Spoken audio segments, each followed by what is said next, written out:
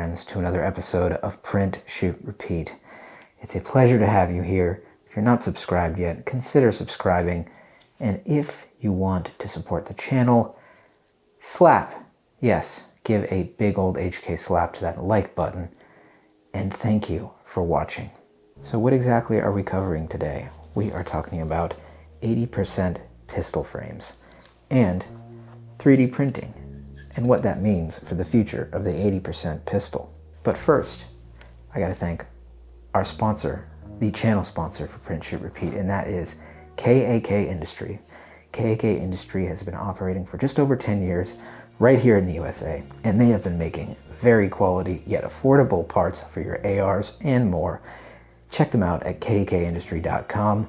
If you want 10% off your whole entire order, use the code PSR. Thank you again to KAK.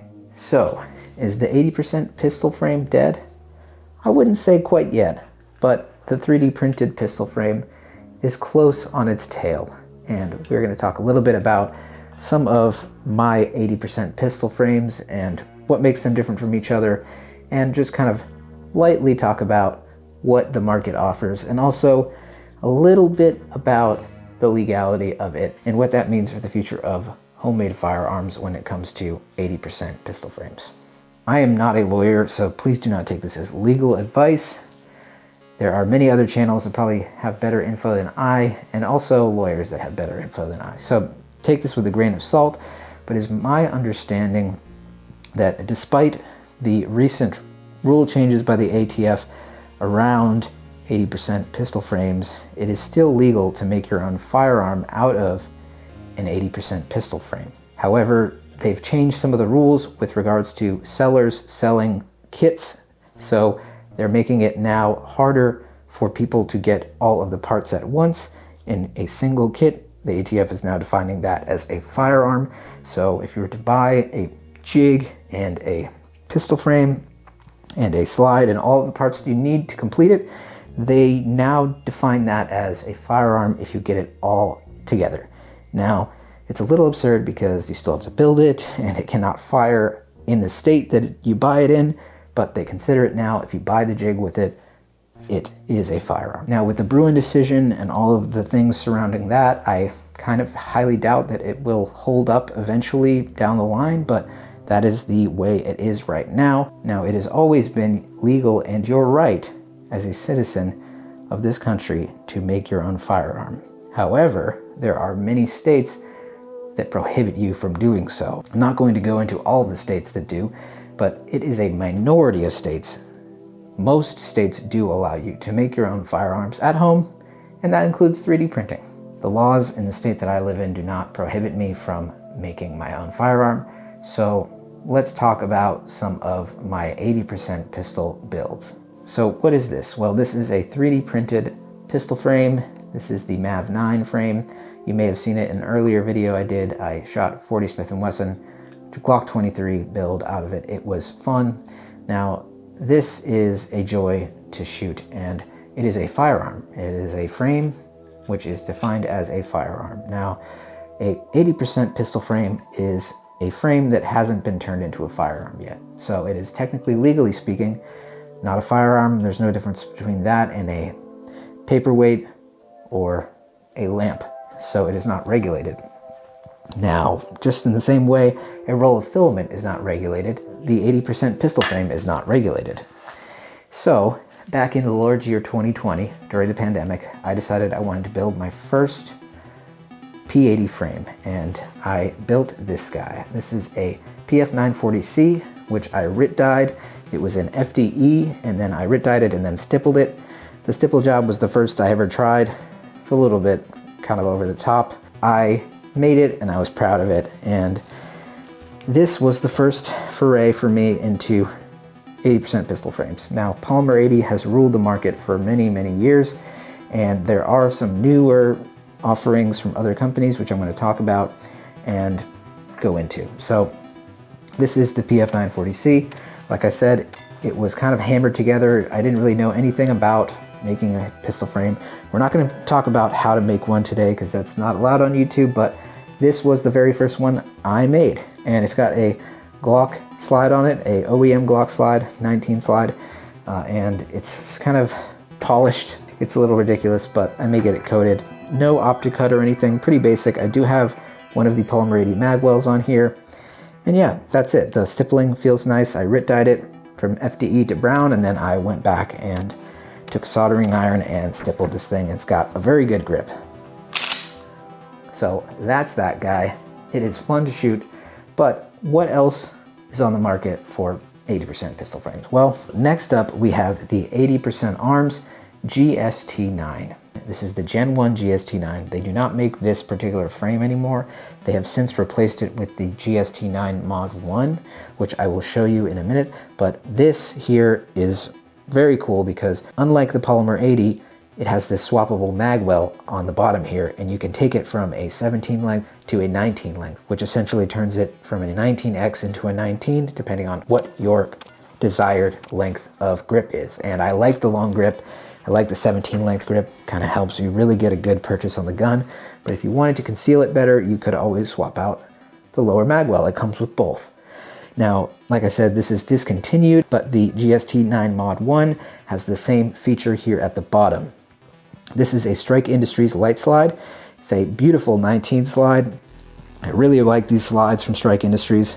They sent me this for testing, and I will certainly be using it on a printed build as well. It's got a cutout here on the top and lots of different ways you can mount optics. So got to give a shout out to them for sending this to the channel. So this is my GST9 Gen 1, and it is an FDE. As you can see, it's kind of more of a greener kind of FDE than it is like a Coyote FDE, which I like. Nothing else really other than this cheapo eBay light. But yeah, this is the GST9 Gen 1. Next up, we have another GST9 Gen 1, but it is one that I absolutely pimped out. Now, this is kind of like my Glock 19X 80% race gun. I have a Agency Arms compensator on here. These are based on Gen 3 Glocks, and I have their brass mag well here at the bottom. I was able to snag one of these. It was a blem one, but I can't even really find the blem. Normally, I don't love flashy stuff, but this is just super nice. The way the frame feels is amazing with this weight here on the bottom. I think this is one of my favorite Glock 19s that I own, and I own a lot of Glocks, maybe too much. The only thing it needs right now is suppressor height sights. It's got the optic cut there, and I probably will be throwing some sort of optic on there, but it doesn't have it right now. But the recoil from this compensator it really changes the recoil impulse, and it keeps it very flat shooting.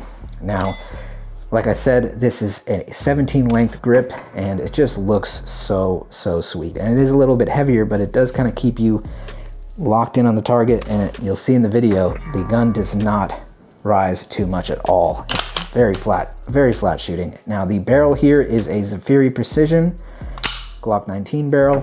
The slide is made by 80% Arms themselves, and this is a sexy slide. The cutouts here on the back, like I haven't seen a cutout here where the chamber is. It's pretty cool. It's got these kind of cool like scales on the top. It's got front and back serrations. It is a really great looking slide, and it performs beautifully as well. Now, one of the things I did notice with the GST9 occasionally is the front will kind of droop slightly. You'll see that it kind of slightly kind of comes down, and that can be fixed with just like a heat gun, but it is something that I did notice happens occasionally with the GST9.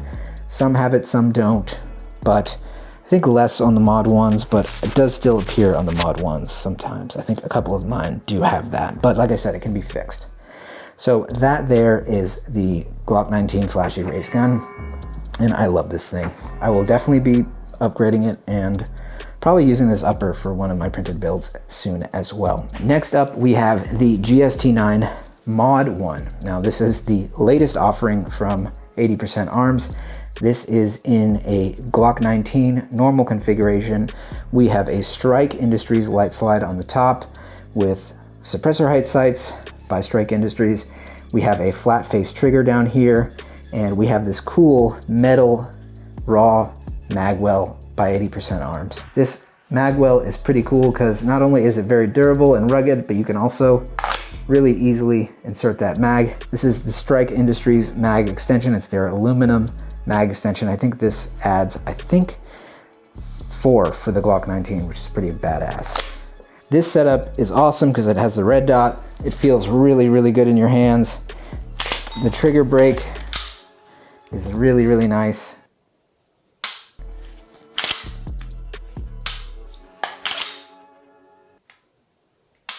The differences of the Mod 1 versus the original Gen 1, the main one is it's got a kind of thicker little area for your thumb to sit on this little gas pedal here, and that allows you to really kind of keep your shots down. The gas pedal, if you're not familiar, is just this cutout here on the side that you put your thumb on. The texture is slightly different. I think they use some different polymers.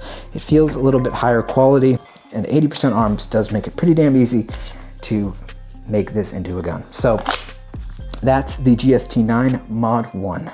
Next up, we have the Polymer 80 PF940 V2. This is a Glock 17 size pistol.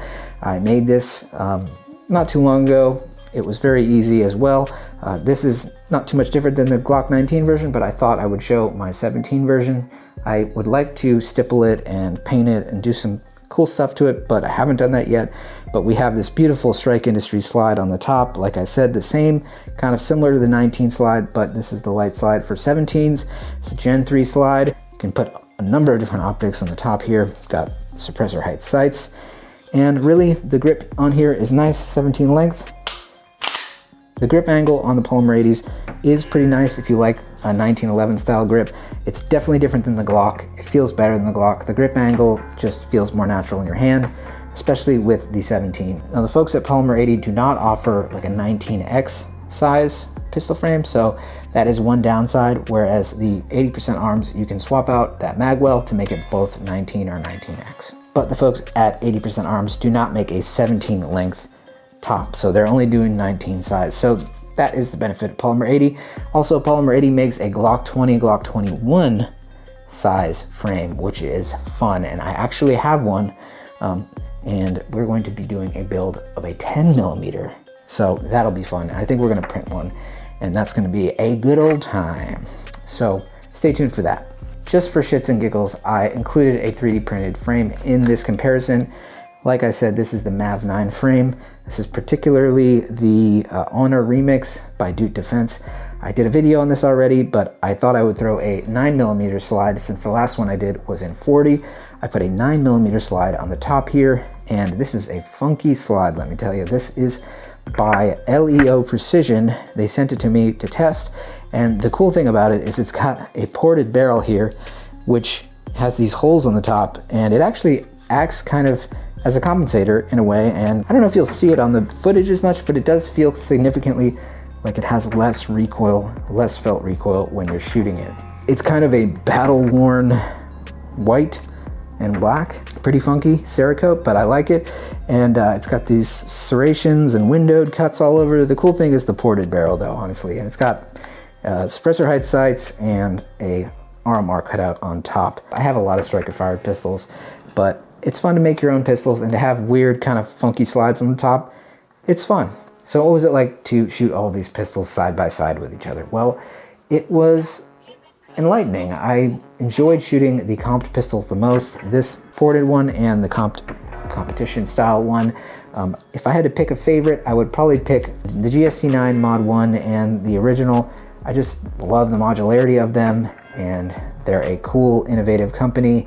They have since moved their office from California to Texas, so good for them. Now, Polymer 80 does have more offerings, has subcompacts, big ones, big frame pistols, but I do really like what 80% Arms is doing.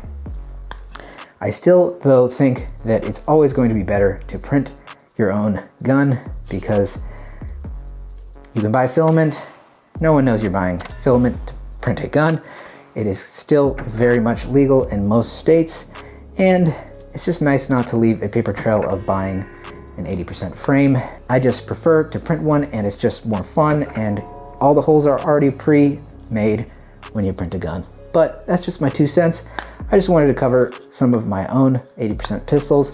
Now there are some other offerings that I don't have yet. There's the Lone Wolf, which I am working on building, and then there is another new one that came out, something called the Geisler, that I have to look into.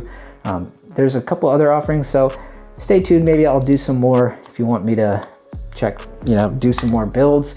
I can't go into how I build them, but just kind of reviewing the pistols themselves after I finish them. If that's something you're interested in me doing, let me know. Or if you want me to just stick to print, shoot, and repeating, that's fine too. I hope you enjoyed this episode. Thank you so much again for watching. And like I said, slap the shit out of that subscribe button, HK slap, and hope you have a wonderful day. I'm out. Print, shoot, repeat. Ta-da. Bye-bye. Peace. Sayonara.